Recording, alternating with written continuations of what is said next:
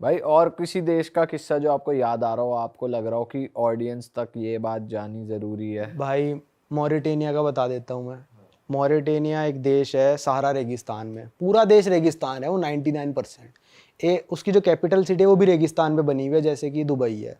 तो वहाँ पे एक ट्रेन चलती है भाई। बट वहाँ का इंफ्रास्ट्रक्चर बहुत बढ़िया है, कुछ जैसे नहीं है दुबई भाई, अरे कुछ नहीं है वहाँ पे, बंजर है सब। मतलब वहाँ पे सब धूल खा रहे हैं एक तरह से, मान लो खाना नहीं मिलता होगा, धूल ही खाते होंगे वो। पॉपुलेशन, आप गए हो उस देश में ना? हाँ मैं गया तो हूँ। वहाँ पे आपको कैसा, मतलब सच में धूल ही खा रहे हैं या कुछ काम धंधा है, इंफ्रा थोड़ा बहुत है, घर वर? यार काम धंधा, यार छोटे मोटे कामों को मैं काम धंधा तो नहीं कहूँगा, वो बस गुजारा कर रहे हैं अपना, ये कह सकता हूँ मैं। दिन की भाई $1 $2 ये सब रुपए कमा रहे हैं वो लोग वहाँ पे। तो वहाँ पे एक, ये अब इस ट्रेन से पता चल जाएगा आपको कितनी गुर्बत है वहाँ पे भाई। एक शहर है नवादिबू करके, वहाँ से एक ट्रेन चलती है, एक शहर है जुआरेत करके जो कि 700 किलोमीटर दूर है एक दूसरे से। तो वहाँ से एक ट्रेन चलती है जिसका नाम है आयरन ओर ट्रेन। उस ट्रेन का क्या काम है भाई कि जुआरेत से आयरन ओर भर के लाना और सी पोर्ट पे छोड़ना। वो जहाज़ों पे लोड होएगा आयरन, जितना भी आयरन मतलब ऐसे बूरे के फॉर्म में आता है। आयरन मतलब वैसा लोहा नहीं जैसे माइक पे है, ये तो बाद में प्रोसेस होके बनता है, बूरे के फॉर्म में आता है वो। तो वो शिप पे लोड होता है, तो वहाँ से शिप पे लोड हो गए, वो ट्रेन खाली जाती है वापस, ठीक है। तो मैंने उस ट्रेन पे हिचहाइकिंग कहते हैं वैसे तो, कि लिफ्ट ले ली। उस ट्रेन पे कोई भी पैसेंजर कार्ट नहीं है, मालगाड़ी एक तरह से है। उस ट्रेन के अंदर बैठ के मैं 700 किलोमीटर गया था सहारा रेगिस्तान में। तो कोई टिकट नहीं है, कुछ नहीं है, बस आपको जाके बैठना है उसमें? क्या कोई टिकट नहीं, वहाँ पे रेलवे स्टेशन ही नहीं है। वो ट्रेन तो रेलवे स्टेशन के लिए बनी नहीं है ना, वो तो शिप में लोड करने जा रही है, उसको क्या मतलब है पैसेंजर से। तो लोग भाई वहाँ पे जो पोर्ट पे आए हैं तो अपनी सारी मछलियाँ लोड करके, जितने भी फ्रूट्स वेजिटेबल्स लोड करके सहारा रेगिस्तान के अंदर लेके जाते हैं। बकरियाँ ये सब। तो मैं, बहुत लंबी ट्रेन है, 3 किलोमीटर लंबी ट्रेन है भाई। कितने डिब्बे हैं मेरे को नहीं पता भाई, होंगे 200-300 डिब्बे होंगे। अब जिस डिब्बे में मर्जी बैठ जाओ भाई आप, सारे डिब्बे खाली जा रहे हैं वहाँ से, ठीक है।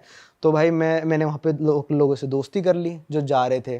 तो मैंने कहा चलो बैठते हैं, ट्रेन आई नहीं रही। कहते कोई फिक्स टाइम नहीं है बाबू इस चीज़ का। मैंने कहा ठीक है भाई, बैठा हूँ। रात के शायद शाम के 6 बजे हो गए थे, अंधेरा होने वाला। ट्रेन आई, हम चढ़े उस ट्रेन पे। मेरे साथ वाले बंदे ने मेरे को पता है क्या बोलता, मैं अंदर कूद गया डिब्बे के अपने सामान के साथ। वो मेरे से कहता भाई एक काम कर, मेरी बकरी पकड़ ले।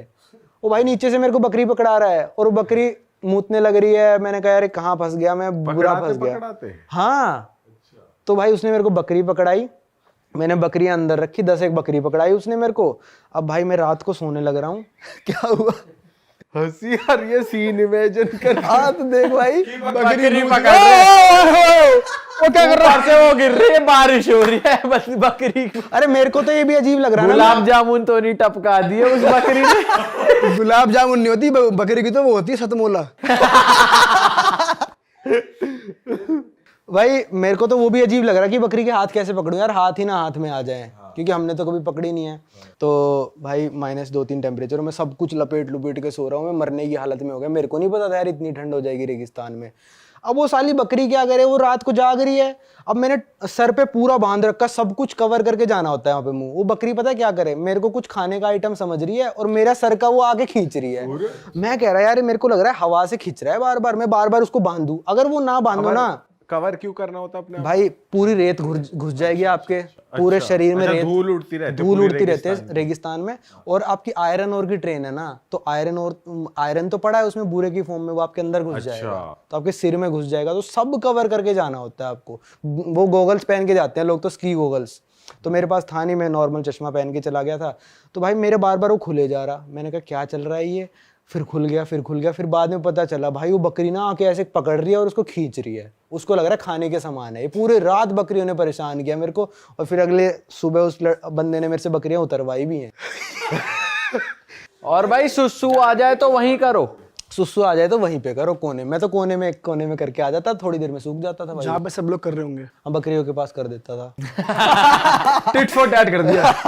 साला तुम मेरा वो खींच रहे हो, मैं भी कर दूंगा तुम पे। भाई बकरियां पीछे से आके सींग बहुत तगड़ा मारती है, सिर मार दे, दुलत्ती मार दे बकरी। आदमी अबे दुलत्ती नहीं, सर मारती है बहुत तगड़ा, लात भी मार देती है उछल के पीछे से।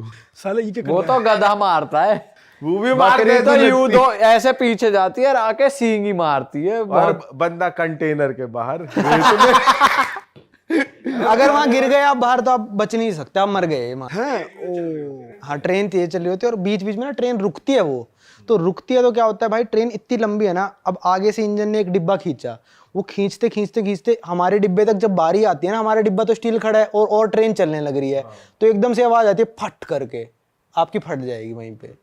वो एक्सपीरियंस भाई बता नहीं सकता मैं अपने उस वर्ड खराब कहोगे बढ़िया कहोगे? से। मजेदार था, मजेदार मेमोरी आया। मेमोरी हाँ अब जो भी जितने भी मतलब और ट्रैवलर्स जा रहे हैं तो मैं उनको वही बोलता हूँ, मेरे से पूछ लेते हैं कि भाई, क्योंकि मैं सबसे पहले गया था, कि भाई क्या करें, मैं कहा भाई गर्म कपड़े लेके जाओ एक।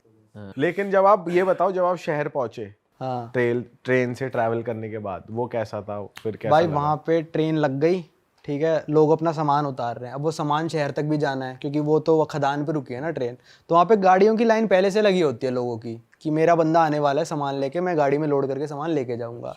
तो वहीं पे मैंने ऐसी जो मेरा यार जिसकी बकरियां मैंने उतरवाई, वो मेरा दोस्त बन गया। अब दोस्ती का फर्ज वो लोग निभाते हैं, तो उसने और कहा गाड़ियां कैसी होती हैं नॉर्मल? भाई गाड़ियां ऐसी होती है 1950 1960 1970 की मर्सिडीज, पुरानी। अच्छा, नई नहीं अफोर्ड कर टूटी सकते। फूटी होती है? वो जिस देश ने उन पे राज करा हुआ था, शायद फ्रांस ने राज किया था, तो वो गाड़ियां वहीं छोड़ गए फ्रांस वाले जब छोड़ के गए।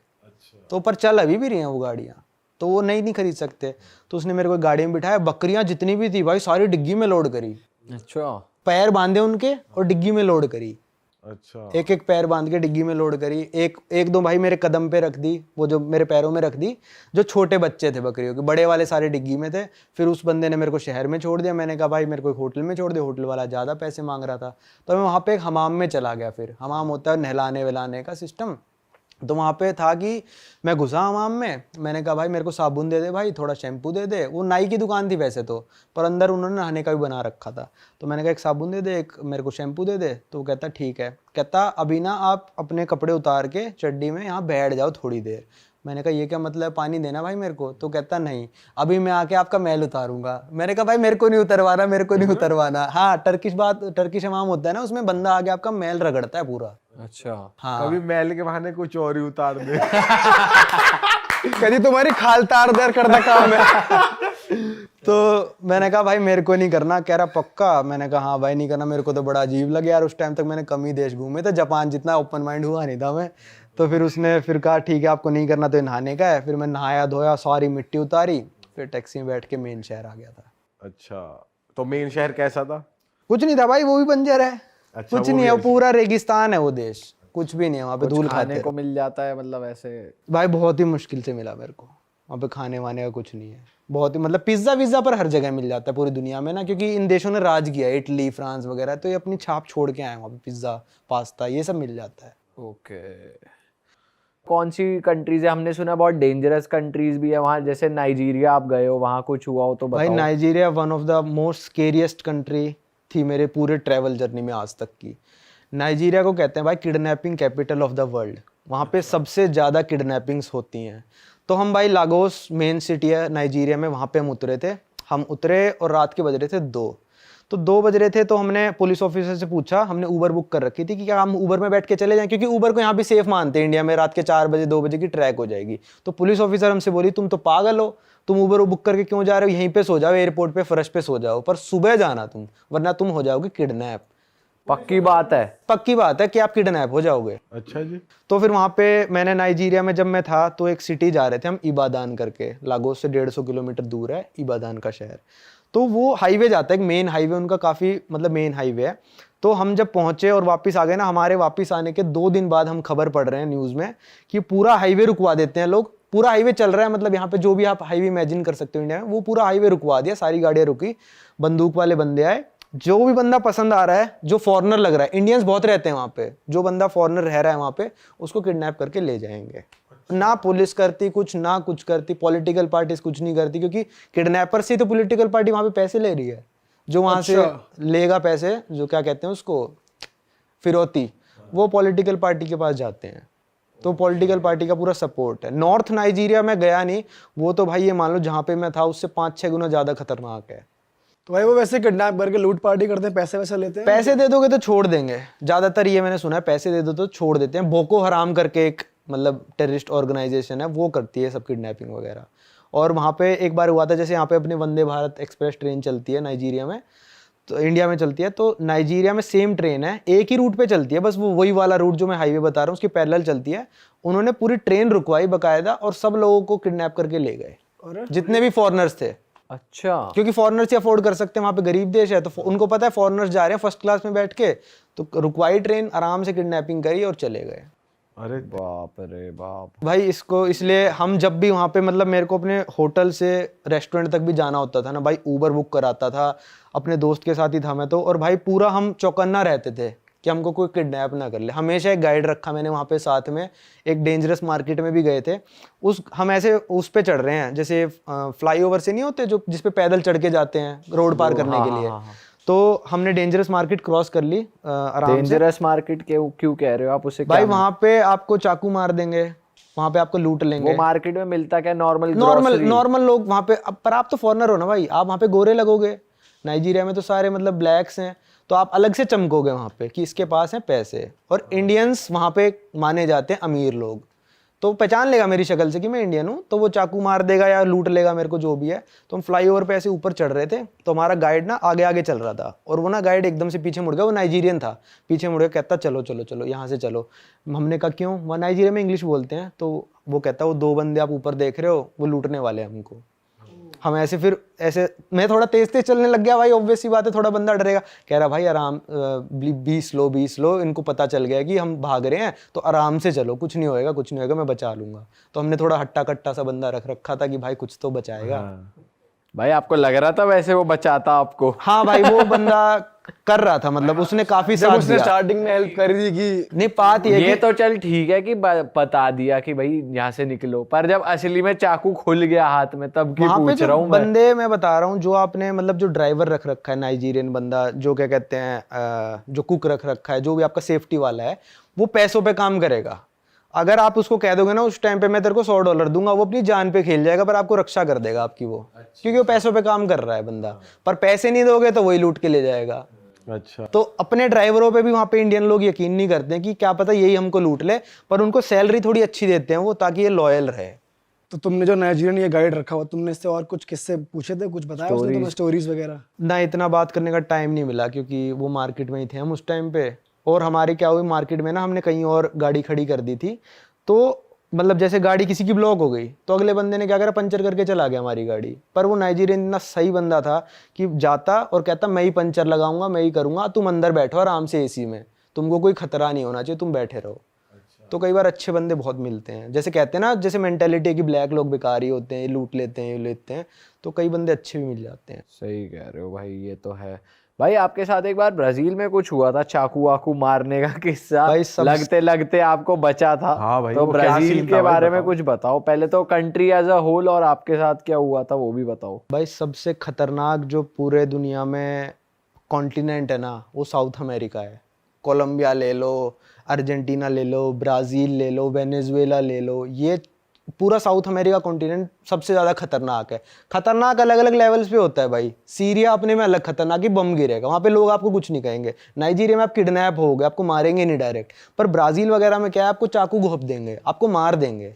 तो ये वाला लेवल का खतरा है वहाँ पे, जहाँ पे जान का खतरा है, आपको बंदों से खतरा है, जहाँ पे आपको चल रहे हैं वहाँ पे बंदे।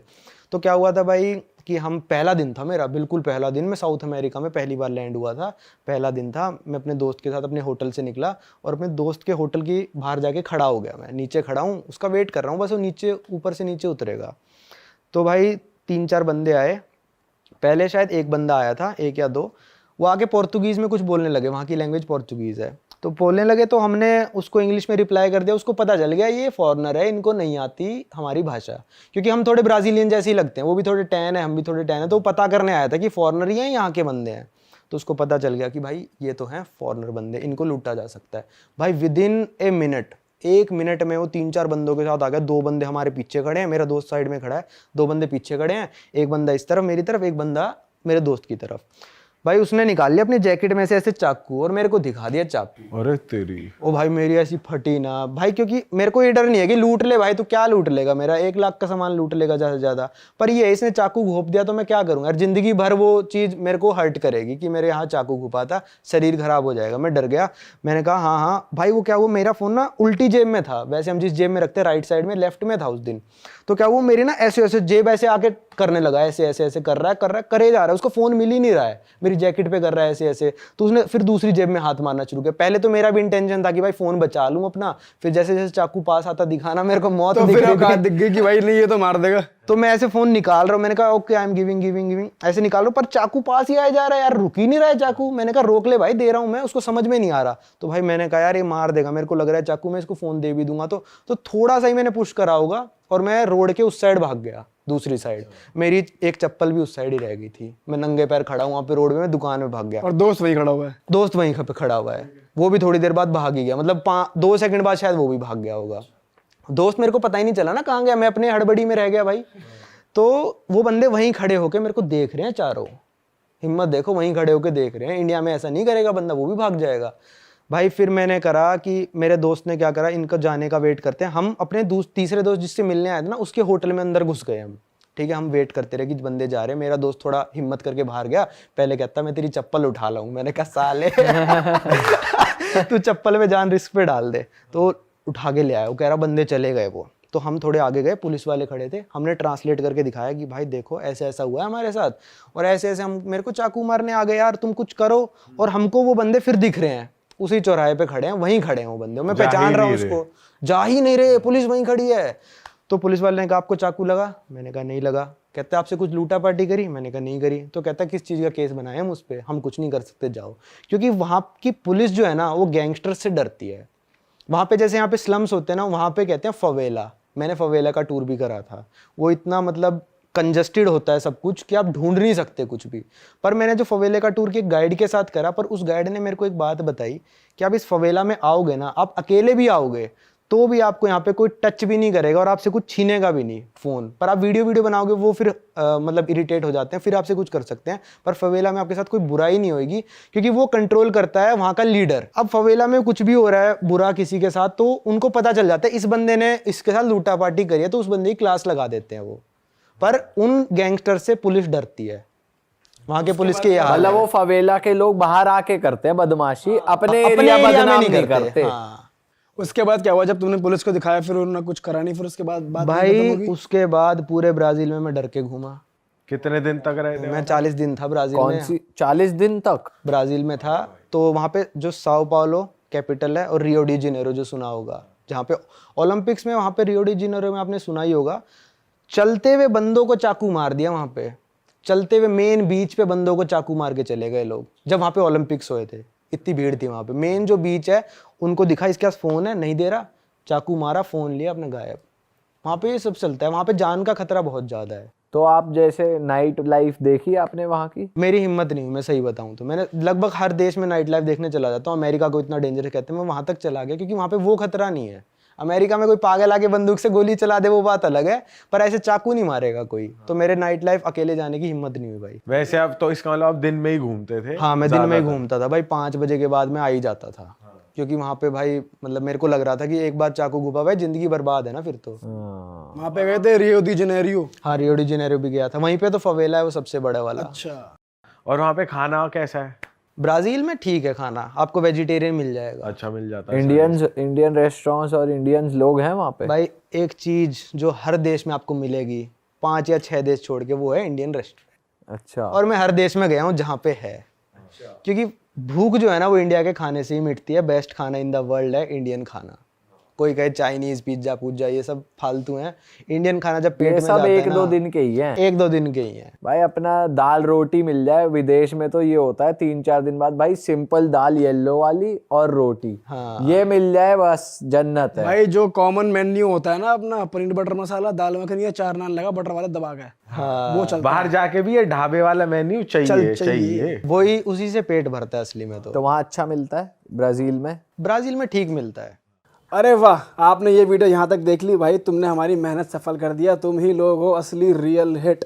और अगर आपको बहुत मजा आ रहा है ऐसी क्लिप्स में, ऐसी वीडियोस में, तो फटाफट जाइए प्लेलिस्ट पे बिंज वॉच कीजिए, सारी वीडियोस देख डालो और मौज काटो। That is it. हम मिलेंगे नए पॉडकास्ट में, नई क्लिप में। Till then bye bye, see you, take care, do subscribe. Best of Real Talk online. Okay, bye bye.